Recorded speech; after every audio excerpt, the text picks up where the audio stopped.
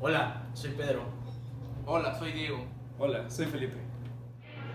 El aprendizaje es un cambio relativamente permanente en el comportamiento que refleja una adquisición de conocimiento y habilidades a través de la experiencia y que puede incluir el estudio, la instrucción, la observación o la práctica.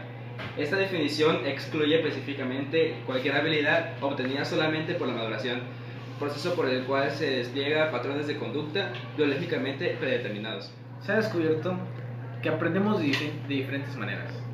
El tipo más simple de aprendizaje es la habituación, el cual es el fenómeno por el cual nos acostumbramos a algo. Y de esta manera mostramos que conocemos lo que es.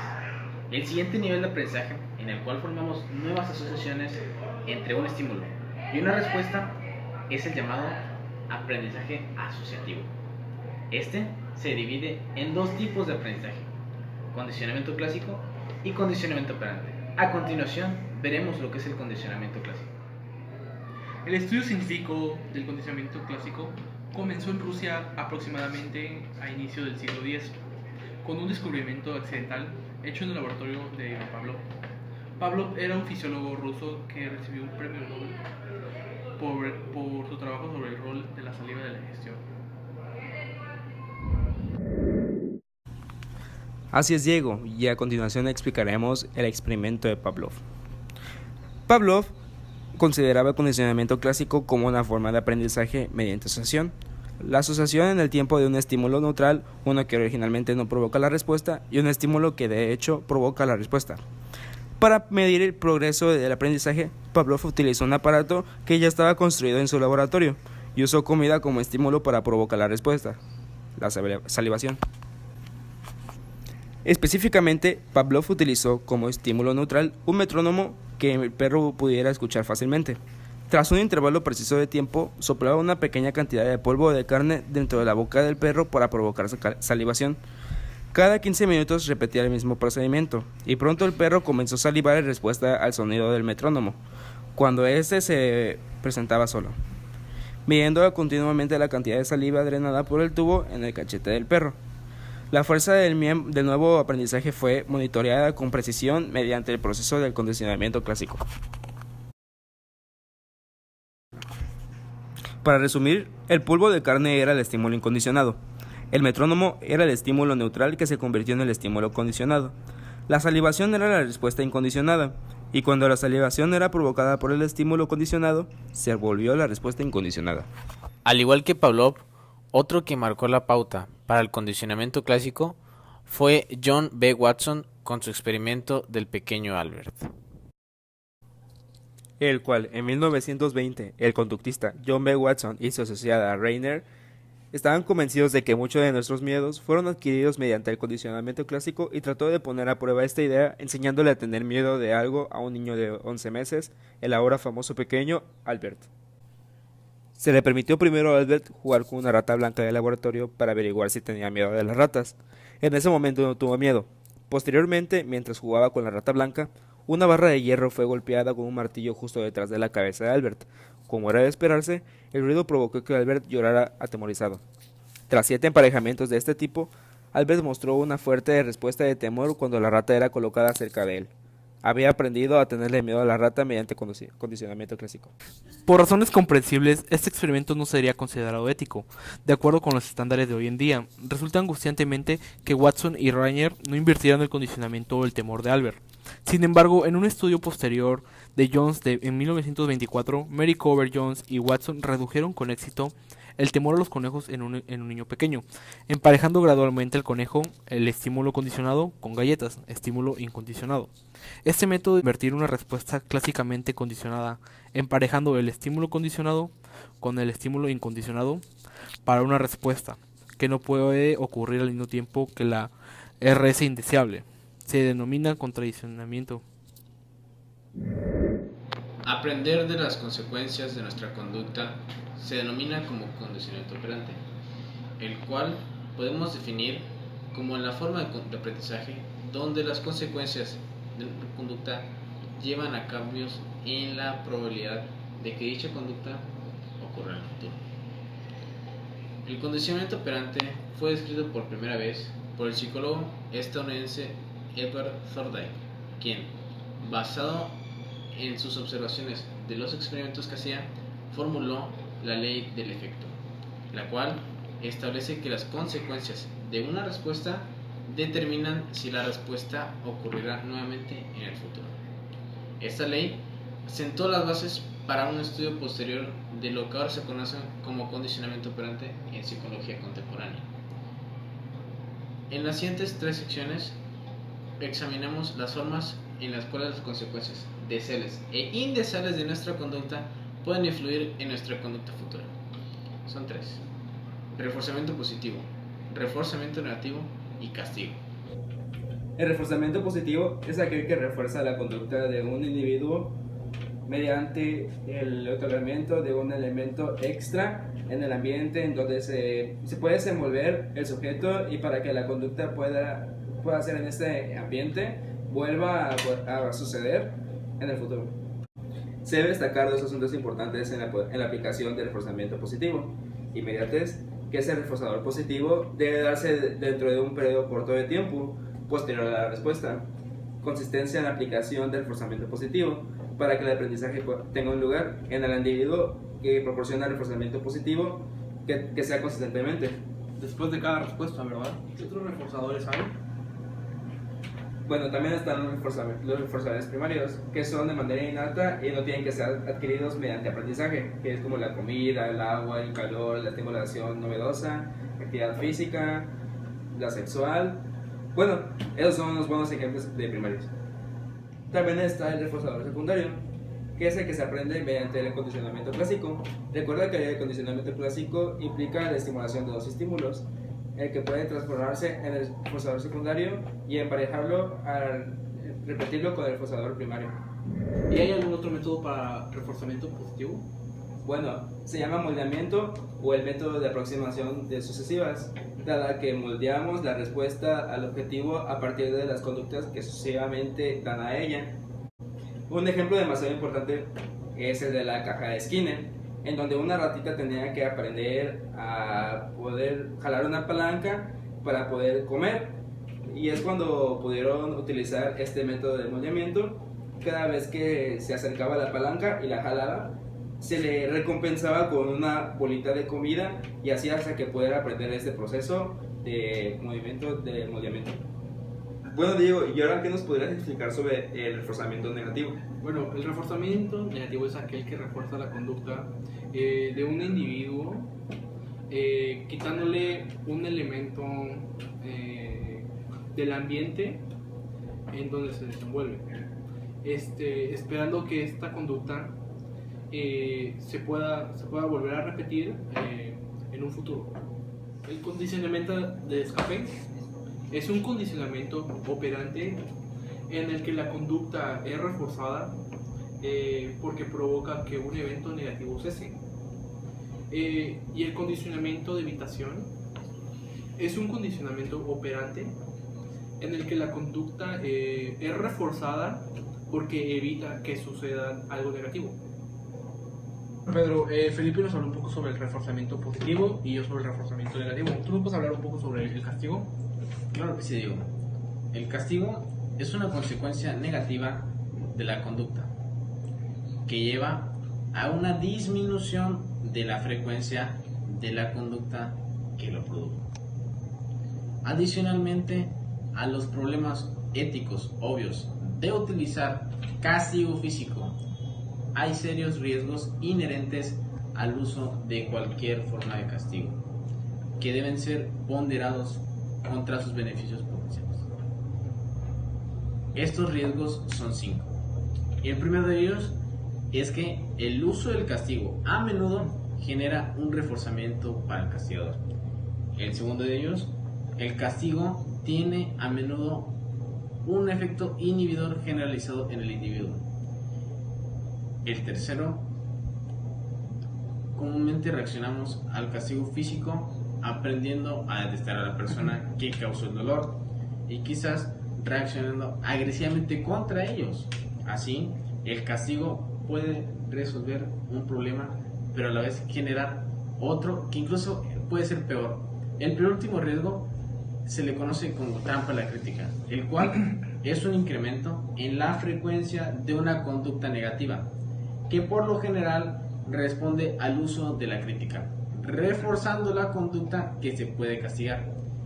Y por último, el quinto es aplicar un castigo por sí mismo puede ser contraproducente, dado que podría suprimir una conducta inapropiada solo para que ésta sea reemplazada por otra.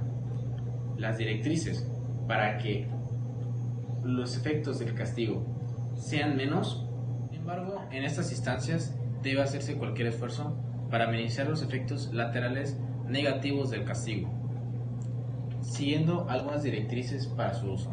La primera de ellas es no aplicar el castigo físico. La segunda es castigar las conductas inapropiadas de inmediato. En el número 3 es reforzar positivamente la conducta apropiada para que tome lugar de la conducta inapropiada que estás tratando de eliminar. A la larga el castigo no resulta efectivo a menos que también esté reforzando conductas apropiadas. 4. Aclárele al individuo qué conducta estás castigando y remueve toda amenaza del castigo, tan pronto como dicha conducta cese.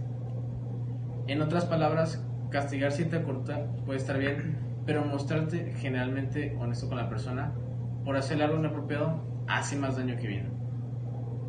5. No mezclar castigo con recompensas por la misma conducta. Y por último, una vez comenzado el castigo, no retractarse. Por último, para concretar el video, mediante diapositivas expondremos los siguientes subtemas. En mi caso me tocó el acondicionamiento operante y el clásico, y sus diferencias. El acondicionamiento clásico implica una asociación de dos estímulos tales como la comida y el tono, mientras que el operante implica la respuesta y consecuencia. Otro es que el conductismo clásico implica conductas reflejas e involuntarias que son controladas por el sistema nervioso, mientras que el acondicionamiento operante utiliza el sistema nervioso somático. Y por último, pero más importante, es que hay la diferencia entre los dos, que el acondicionamiento clásico es mediante aprendizaje sin que se dé cuenta y el operante es mediante estímulos, pero el sujeto tiene conciencia de esto. Ahora hablaremos un poco de los factores biológicos del aprendizaje. El aprendizaje es un proceso poderoso que literalmente moldea nuestras vidas.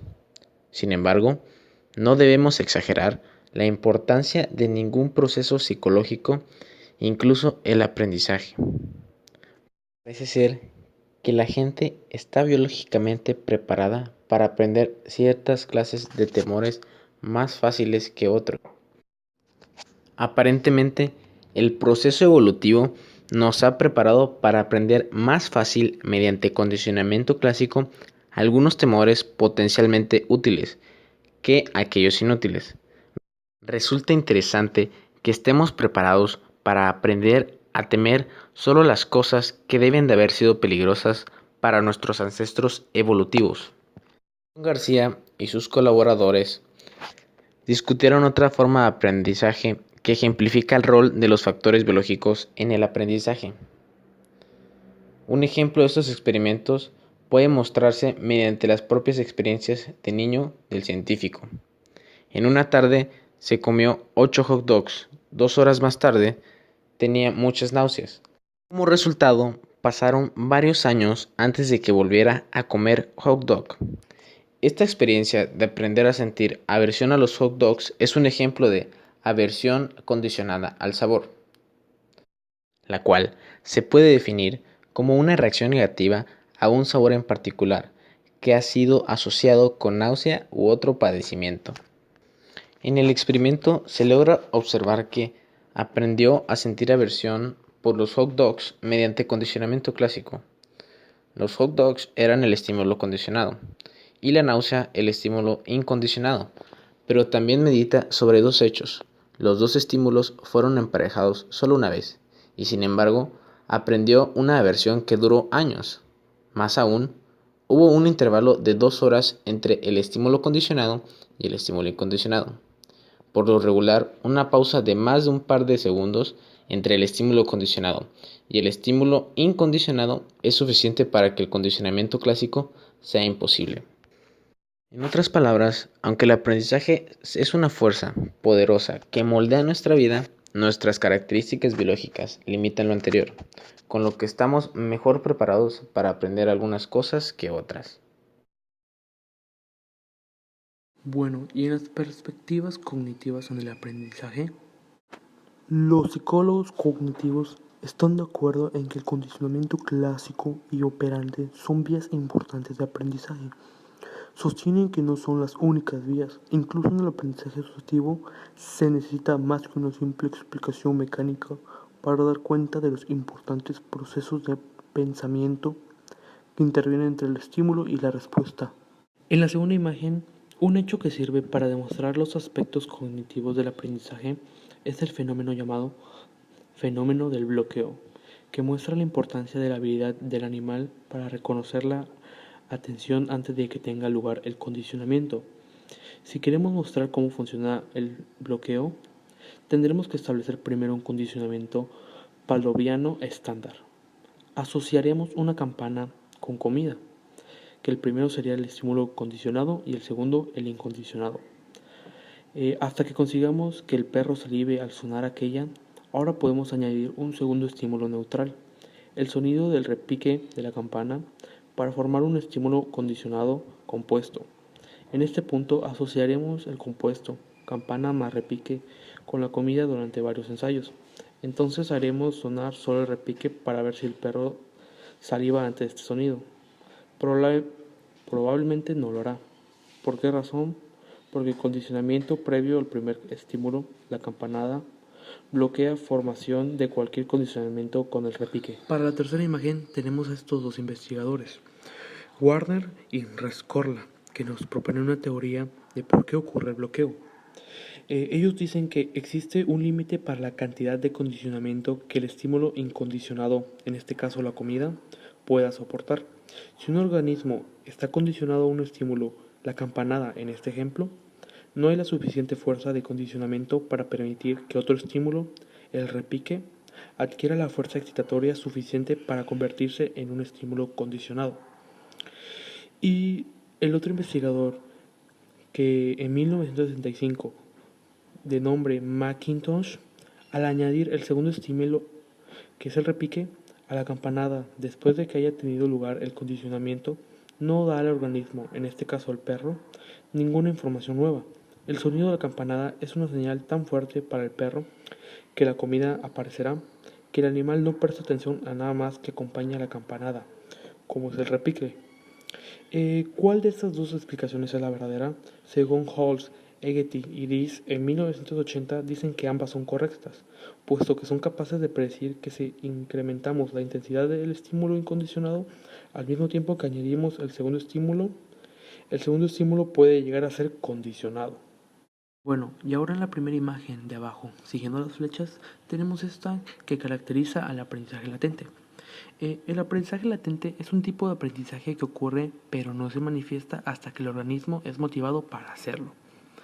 Después de esta imagen tenemos a otra de un niño viendo la televisión e imitando lo que está pasando en ella.